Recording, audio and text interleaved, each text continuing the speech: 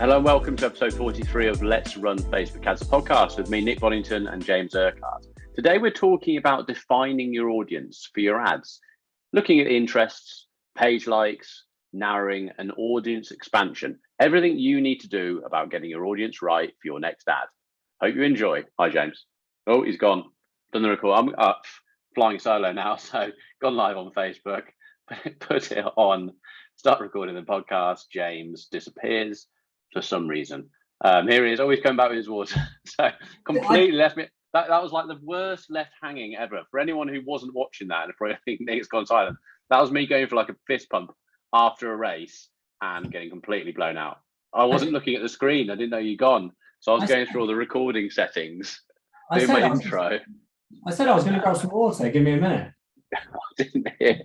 Just went with it, but you know. Well, all I can hear in the back room is, "Hey, welcome!" I'm like, well, he's going to be waiting, so I'm only halfway full at the moment. So that's not brilliant. Yeah. Okay. Well, it's all right. Pulled it out of the bag, didn't I? Yeah, of course. You're right. Yeah, right. Yeah, not good. so bad. How are you? Good. Yeah. Well, say hello to all the thousands of people that listen.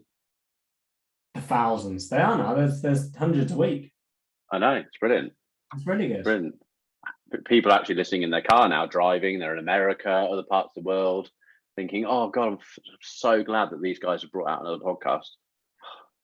I actually can't wait to listen to this now. I listened to our one from last week this morning. Actually, as always, in my on my dog walk. Find it weird listening to yourself? It's weird that what is really strange, actually, not that we're talking about Facebook at the moment, but when you're listening to yourself, there's like certain things that I'll remember, like words that I know. You know, when you sort of know, when you read a story to your kid and literally, you don't even have to turn the book, you know exactly what's going to be said. Certain bits I'm like, oh, that's coming now, which is a bit weird, because especially when you've not talking. When I listen to it, at first, it's only weird for about the first minute, and then you actually start, because the podcast is actually quite good. Thank you. Only because we get told, is that you actually get quite into it, don't you? I feel like I learned something. Well, that's good. But I don't make a habit of it. I don't listen to it really. Oh, do you not? No. Oh. I listen to other people's podcasts. If I've got that walk, I'll listen to something I'm going to educate myself from, apart from listening to myself talking about something I already know. Well, it's only half an hour a week, and it also bumps our listeners up. Oh yeah. If you could listen, that'd be great. Okay, I'll do that. Okay, so let's jump on in. Audience defining. So I just said to James, okay, what are we going to talk about? And then suddenly it's like, I don't really know. And then everything comes out. So there's quite a lot to go over on this one, actually. So I thought basically what we seem to see is that when we look at our podcast stats, even though I've got some clients on here and everything, there are some people who do advanced stuff, which is great. But I think it's really good to go over some of the basics. And I suppose to a lot of people, it's not basics because it's building the audiences. And when I go on to some client consultancy accounts, I see things haven't been done right. So let's start with audiences. So when you're building an ad, and actually the other reason we're going to do this, because even with you, James, when you're pitching to clients out there to bring on board, decent sized companies, it's actually still quite a major thing at that point, isn't it? Because when you go into audience testing, we know the wrong thing to do is go, oh, okay, it's a woman, she's got a 2-year-old and she lives in London. That's the person who's going to buy. Then they don't buy, and then they go, oh, Facebook didn't work for me. So it's testing lots of different things out. Yeah, I think when a lot of people that I speak to, when they first recognize they need Facebook within their marketing and sales strategy, is the first thing they come to me with is, okay, who are we going to target and what are those audiences? Now, a lot of people, I don't think, understand the volume of detail you can go into. So like you just said, they'll go mum of 2, dad of 1, likes triathlons, which is great. And they've got a set, I think a lot of people go into it having a set notion of what they think and a set notion of who they want to target.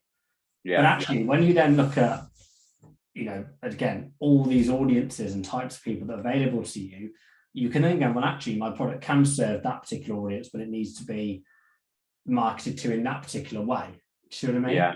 So, especially when we start with clients and we do, our rapid fire testing, which we call it internally, is we don't just test that initial, person that they know buy their product. A black pair of jeans, for example, is X. We go wider, don't we? And then we narrow down as we get the results back, because otherwise you're going into one marketplace and you can't scale and actually get, most out of Facebook. Because it's quite interesting when we're doing that audience testing, how the audiences are a lot of the time very, very similar, but then Facebook picks up one that's so much better than the next one. And I'll go so far as to say that, I've got, I was speaking with a consultancy client 2 days ago in Canada, and she sells like witchcraft stuff and bath bombs and all that sort of stuff. It's quite a big thing, and it's quite cool because it's very niche, isn't it? But I said to her, she was, she'd been sticking to one audience for ages. Well, we have, because we've been on the course for ages. This audience was working really, really well. And it's kind of like we've got her ROAS up, and it's got to, more of a predictable point. So it's like, actually, we need to go back to the basics and test some more audiences out again, because we're using this one audience. We're using that audience for all our ads. It's doing fine, but let's look at some other stuff. And then we just suddenly thought, what about Harry Potter fans? It's witchcraft, isn't it? I mean, it's not witchcraft, it's you could buy a girl, your daughter, when she's older, you could buy a little thing, and it's just making a spell of I fancy this boy at school, and you make a little bot, just fun stuff and it's like, okay, well, Hermione Granger, Harry Potter, Dumbledore. Do we look at those as audiences? Well, sorry, I've seen all of them, by the way, and read the books. What was the first one? Hermione. How do you say it? The worst thing, as you're saying it now, Hermione. That's it. Hermione. I said that first. I said that right first time. I'm sure I did. It sounded very peculiar, but no, carry on. Okay. So you thought, let's. I've read all the books. I thought that's what you were about to take the mickey about. I thought you're about to say, oh, the Harry Potters. No. I actually read the first Harry Potters when I went traveling. I was 20. I read a Harry Potter when I was 20. That's how old they are. I'm now 43. I watched The Half-Blood Prince because it was on ITV on the weekend. You like it? Because that's how I roll. Isn't it? I think they're right. So anyway, off that. So it's we brought in looking at some other, so rather than just going witchcraft, and there's some other things that we're going to discuss on this about narrowing audiences, but we looked at Harry Potter. So we'll see how that works.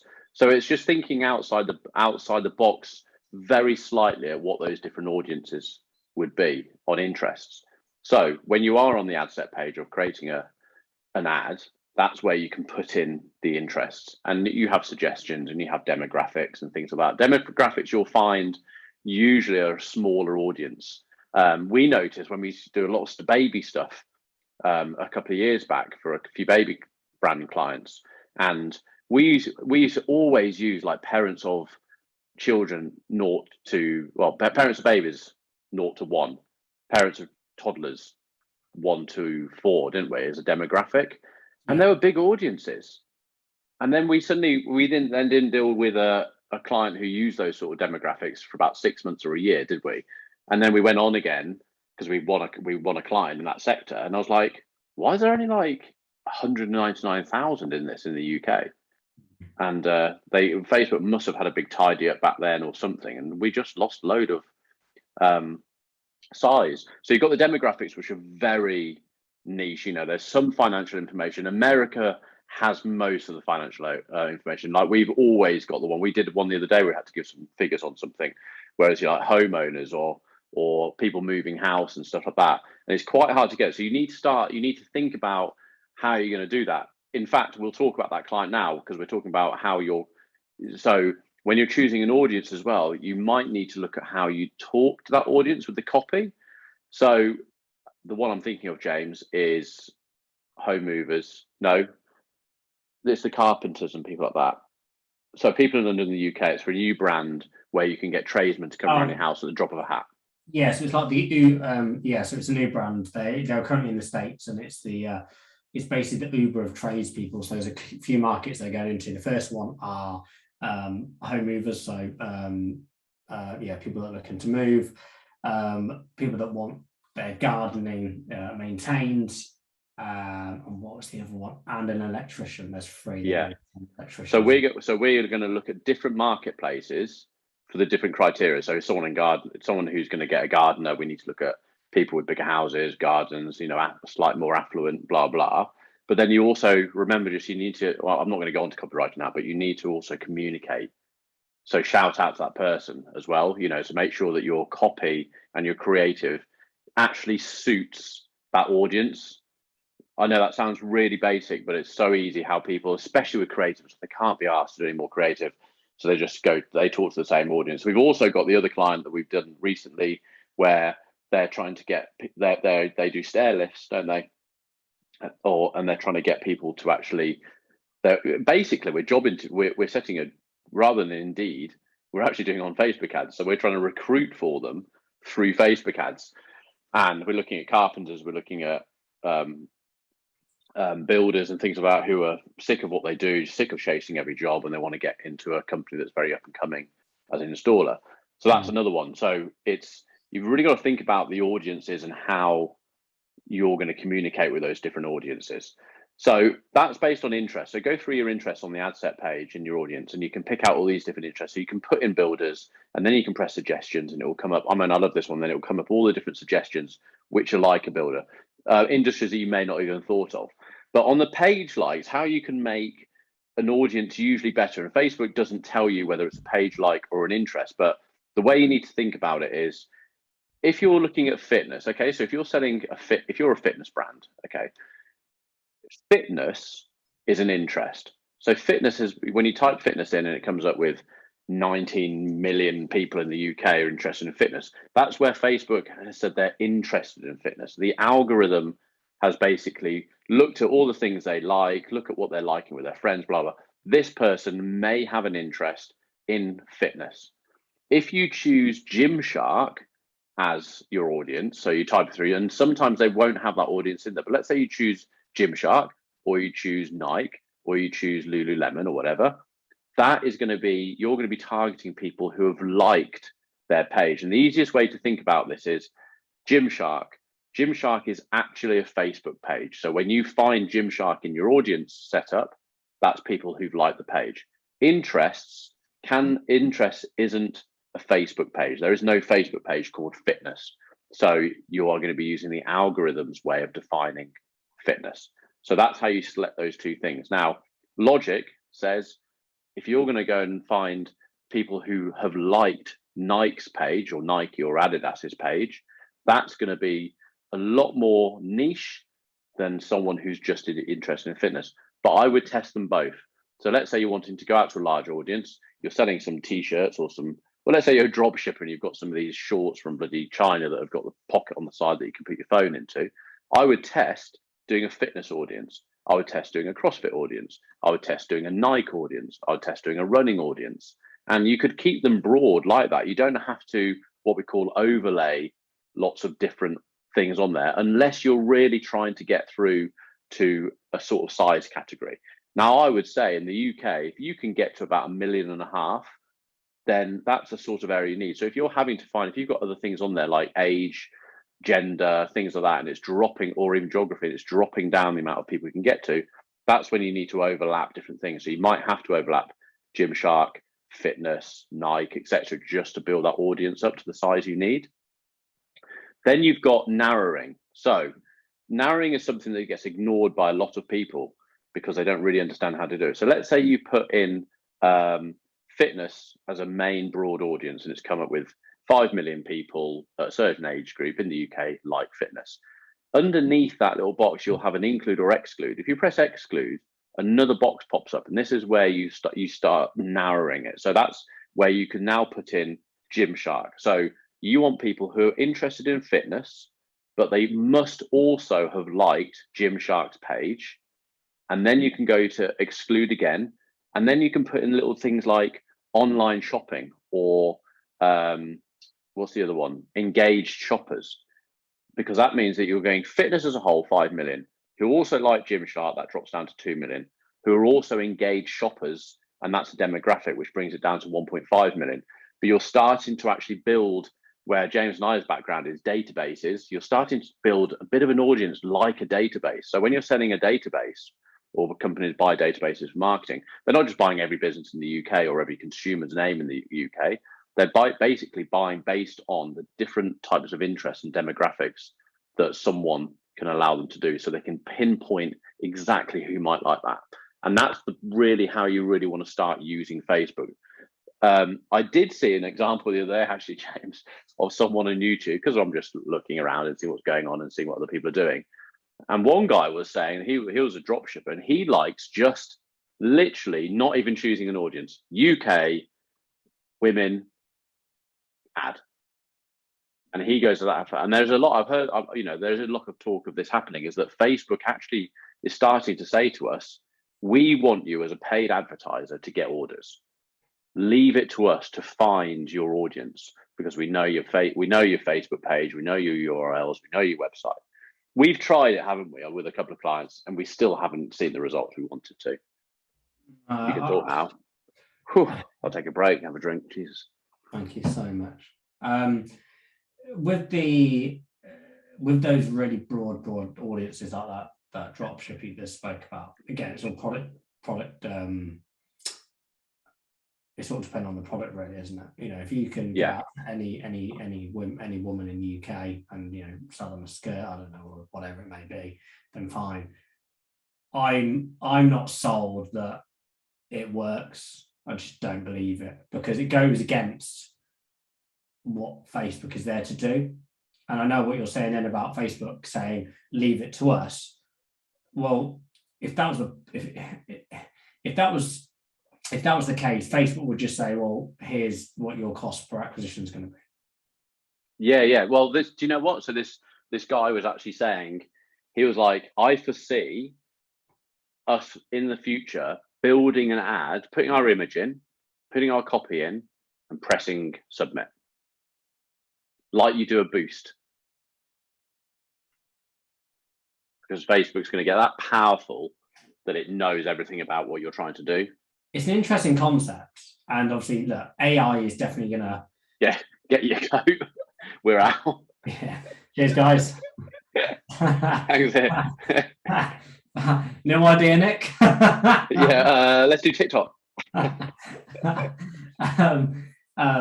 It's an interesting concept. Obviously, look, Facebook already have a way of getting rid of bad marketers. They at your cost, so you leave the platform. We know they already do. Do you want to explain that a little bit? Yeah. So if you're selling, let's say, Nick, you're selling white t-shirts, and I'm selling white t-shirts in the fitness market, for example. If you're selling that men's white t-shirt to mums and women who aren't into fitness, and I am selling to men who are into fitness, Facebook will see my engagement being higher than yours. Facebook algorithm will then go, well, why the hell is Nick selling men's fitness t-shirts to women over 30 that don't like fitness? Now, what they will steadily do is start increasing Nick's CPMs, but what it will actually do is decrease mine. So that's how at the moment Facebook, and they've been doing that for quite a while now, price bad marketers out in the market. And this is sort of what one reason why we created this podcast in a way, is that the notion that Facebook can't work for your business, it's not true. It's because you've gone into it with potentially the wrong objective, put out an ad, seen your costs creep up and up and up because you've not paid attention to it, or you think something's going to work for the audience and it hasn't, and then you've kept it going, oh, no, it definitely works because I know better than my audience, like a lot of marketers do, well, marketers / business owners. And they go, oh, Facebook is rubbish. Well, it's not Facebook's fault. It means that, your copy, your headlines, your creative hasn't engaged the audience. So Facebook is going to try and price out the marketplace and get. Or can your product actually engage an audience at all? We had that conversation about someone yesterday. Does anyone actually want this product? Well, that's a whole different podcast. But it is frustrating because there's some products and services out there that are fantastic and serve a purpose to a certain audience. But they're just not being marketed correctly, or they've tested things like Facebook and it hasn't worked for them because of those reasons and gone. And then we've all seen on YouTube and Slack and all these places of Facebook marketing's dead. Well, is it? I remember, I think we all know that article 25 years ago, the internet's dead. Really? Is it? Because it's still here. The dot-com bubble. I heard of people who, I think, even who won't, investing in anything that's .com is just ridiculous. So it's never going to last. Yeah, absolutely. So it's not, again, that's the way that Facebook at the moment are sort of trying to get rid of bad marketers. Because something we've always got to remember, whatever you do on Facebook is, as a business, is Facebook is trying to keep people on their platform. That's the number one rule. So whenever you put out an ad, that copy, that headline, that creative, if that isn't going to engage and keep someone on Facebook's platform, you're potentially going to lose. Yeah. You need to think of it like that. And I know that's really basic. And I know obviously we go into vast amount of detail in terms of post-click and ads and audiences. The number one rule is that ad going to engage that audience? And is Facebook going to choose my ad to be shown in front of someone opposed to someone else's? Because that's another thing that we used to discuss in the past with big brands. I know you come into quarter four and it gets awash with money and advertisers, but if you're competing against a bigger brand, trust me, those bigger brands don't know what they're doing. Do they?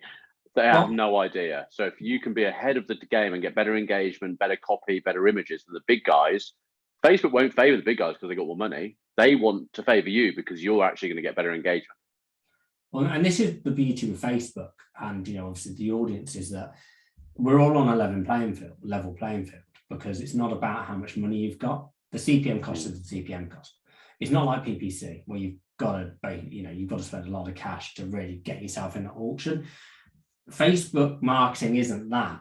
And that's why, the vast amount of detail you go into with the audiences is great because, look at that bath bomb client in Canada as an example. If you'd have said to me who buys bath bombs, and this is going to sound really bad, a mum who's got kids, who wants to relax when she's had a nightmare day with the kids. Just subconscious, that's why it comes into my head. Or the kids, or in my household, it's been bought for my kids when they were younger because they had fun in the bath with all the thing exploding and all the colours coming out. Yeah. The fact that you've gone, well, actually, we could use that to a Harry Potter audience and change how the product is seen so it's more like a spell is amazing. And that's what Facebook's there for.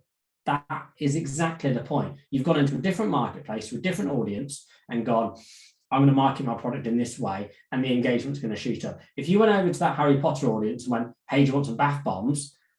I believe that you wouldn't get nowhere near as much engagement as you would have, hey, here's a special magic spell bomb thing. Clearly my copywriting skills are fantastic. It doesn't have, you kind of lost how I was describing her products and stuff, but how you just thought of it is actually quite good. I'm going to relay that back to the client because I think we could do something with what you've just described. We just discussed something then. You've kind of misunderstood what I've said. It's turned into something that's a good idea. I'm now going to look at doing it.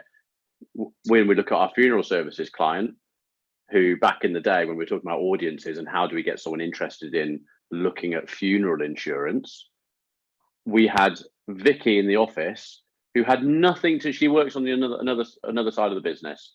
And she was just like, have you ever thought about people are really interested in like motorbike funerals and stuff like that. Have you ever thought about it? I was like, that's a really bloody good idea. Tried it. It's been on a year. Nothing else worked as well as that.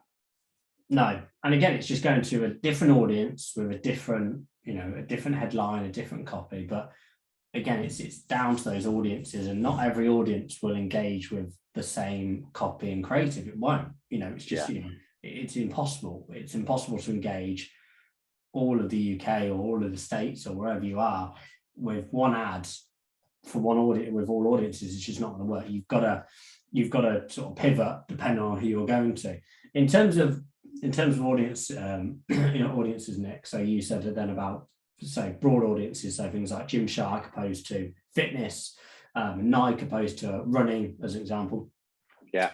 When a client comes on to our agency, depending on the product, how do you internally and how do the team pick those audiences? So what's your what's the procedure in house when someone comes to us and they say, for example, I don't know, the air ambulance service that's going to join in the next week. When they come to us, how do you and the team pick those audiences?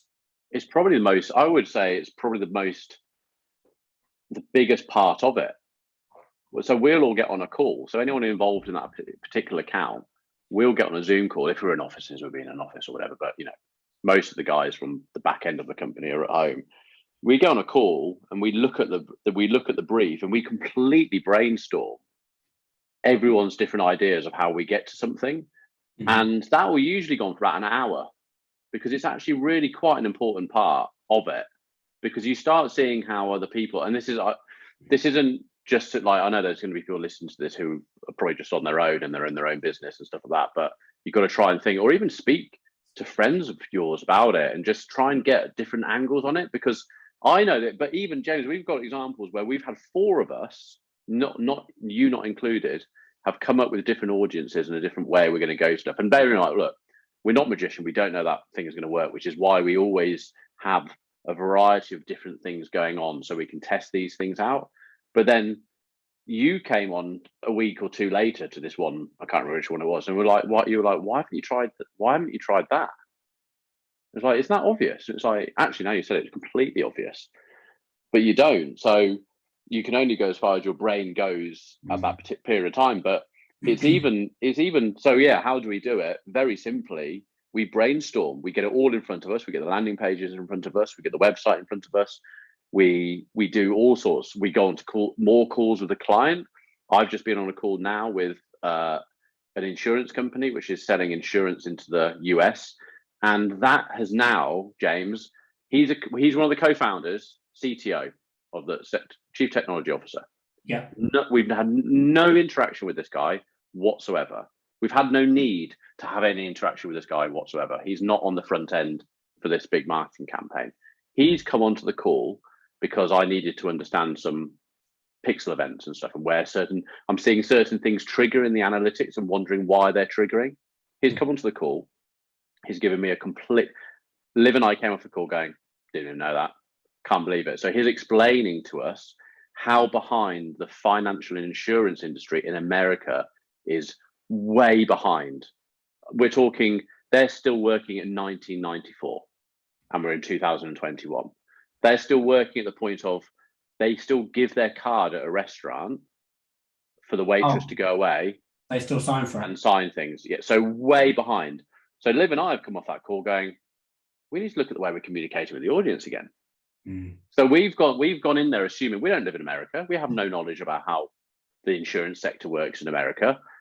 So A Plan, how we know it over here, A Plan that's on in a lot of towns where you go in and you speak to a broker. Yeah. That is still how 95% of the entire American market buys insurance. They don't have confused.com. They don't have compare the marketplace. There might be the odd little one. 0. Wow. So what our client is doing now, where they're trying to go in with a choose your auto blah and trying to make it all like that, is a completely new concept. So I've come off that call, and this is like to reiterate just your question of how do you go about it. Well, we went about it our way of brainstorming. 3 weeks later, we got on a call with someone in the company we would have never have been spoken to, who's then come out with some things that he finds in that industry has made me go, we're going to look at the copy. Because now we're talking to an audience who doesn't buy how we thought they would buy. We thought that we were writing copy in the way that we think they're buying, like the UK market. Now we've got to look at thinking, is that copy resonating with people who don't buy insurance that way? See what I mean? Yeah, and that particular campaign is still, it's still working well. But and this is what I say to a lot of clients when they start running Facebook ads is always have a buffer. Always have money sat that if you do have an idea that you can act upon, opposed to, oh God, I can't turn that one off. So shall I turn one of these ones off that are working to then test that? Because there are audiences that will work for a period of time. Some will not work forever. And it's really interesting going back to what you said earlier about the baby market, because that audience was working an absolute treat, as in absurdly well, wasn't it, for our clients at the time.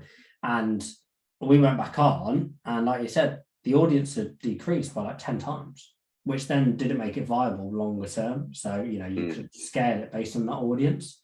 And that's why when you go in and have this idea that, my product sits in that marketplace to that audience, I don't think you're going to have that longevity. You've got to really sort of pivot, haven't you, based on, especially if you want to scale.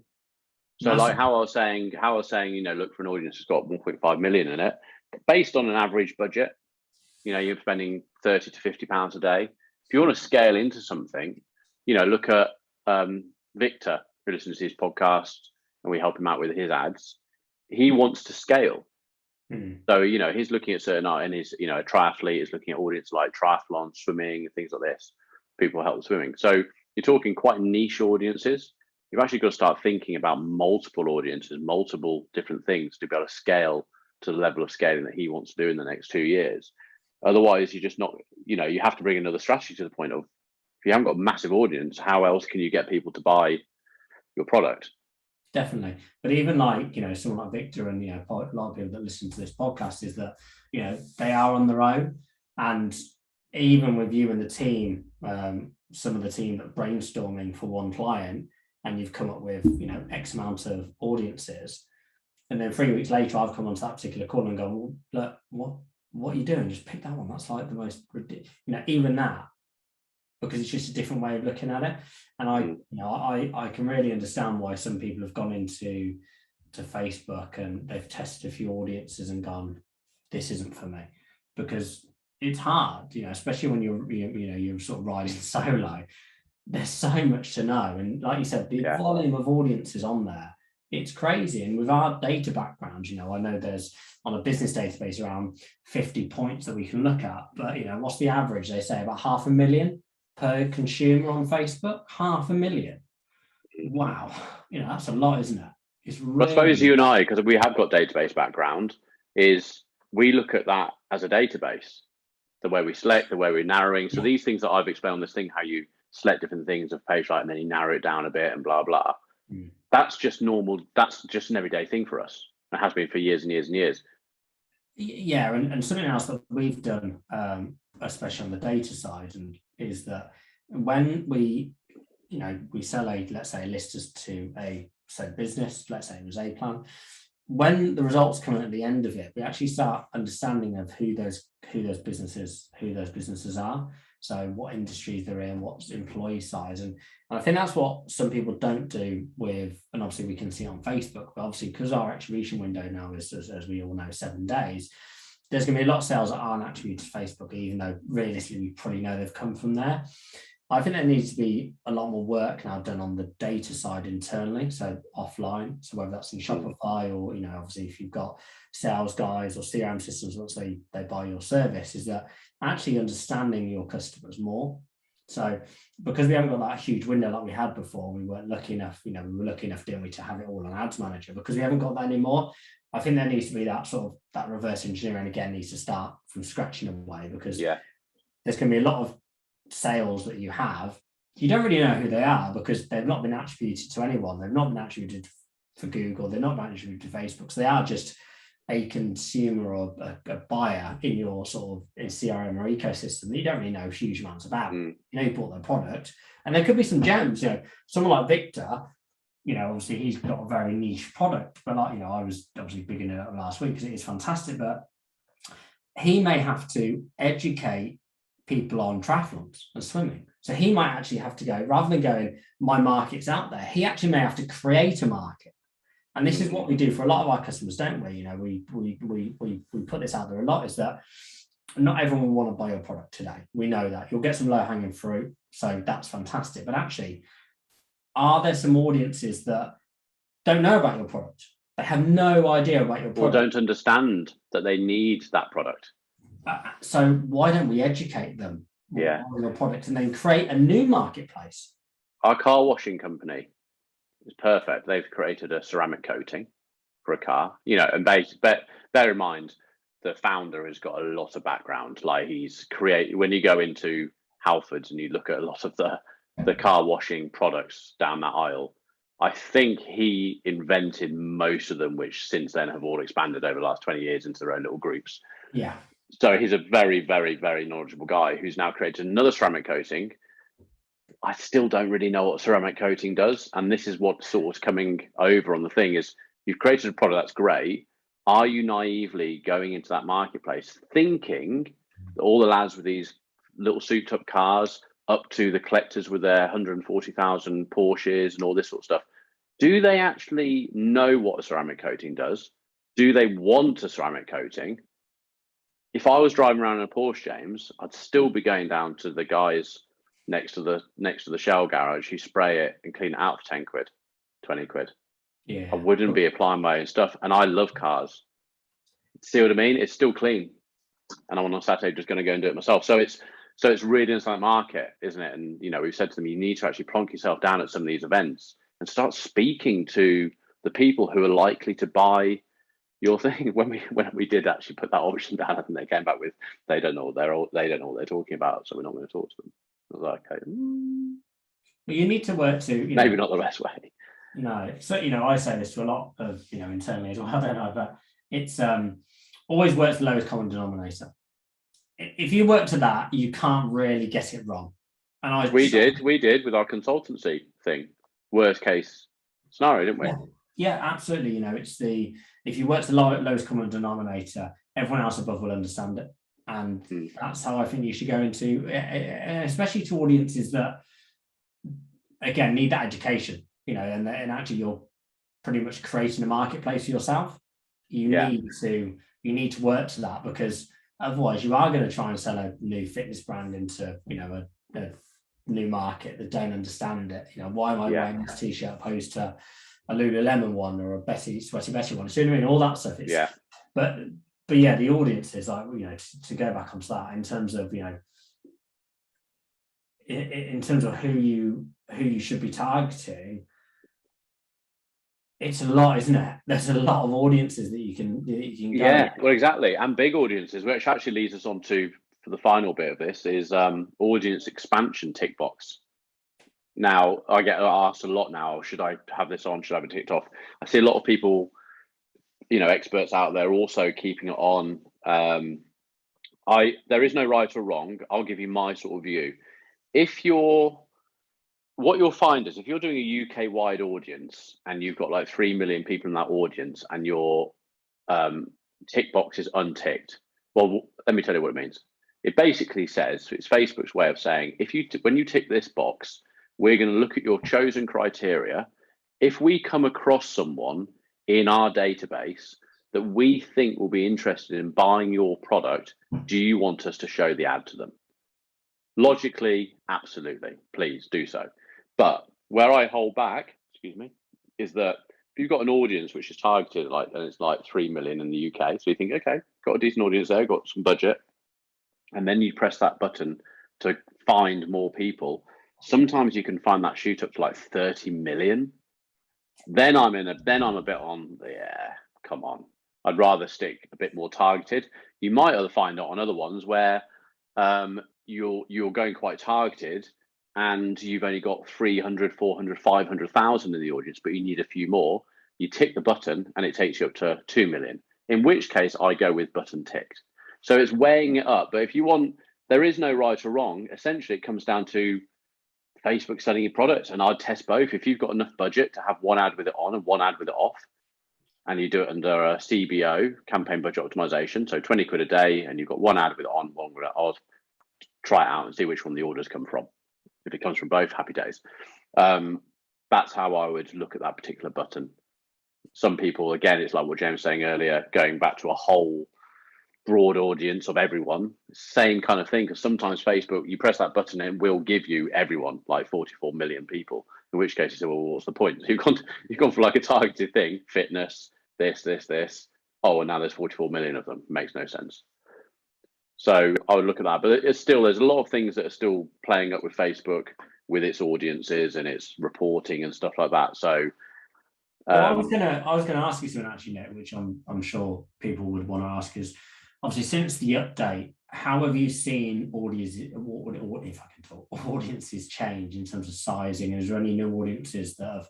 Well, you get the warning, don't you? You get the warning. Well, you don't because you don't in the ads, but you get a warning which basically says whatever you choose. And I've suddenly come to realise that this warning just comes up anyway. You're basically saying your audience, due to the 14.5 iOS update, will be smaller, and it's like, well, I'm still on 6 million, so I'll run with this. But I think it's just a generic warning across the board. What's interesting, which is another podcast coming up, is the 15 iOS. So this is the next one.